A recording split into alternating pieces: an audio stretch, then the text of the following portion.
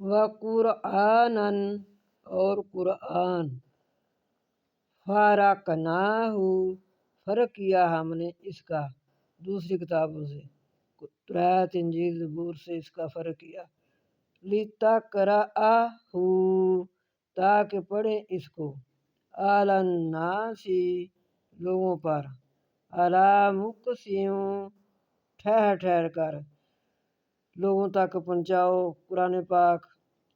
نبی صلی اللہ علیہ وآلہ وسلم نے، اللہ نے خود بھی 23 سال میں اتارا، 23 سال تک آپ صلی اللہ علیہ وسلم لوگوں تک پہنچاتے رہے، خود بھی عمل کرتے رہے، صحابہ سے بھی عمل کرواتے رہے۔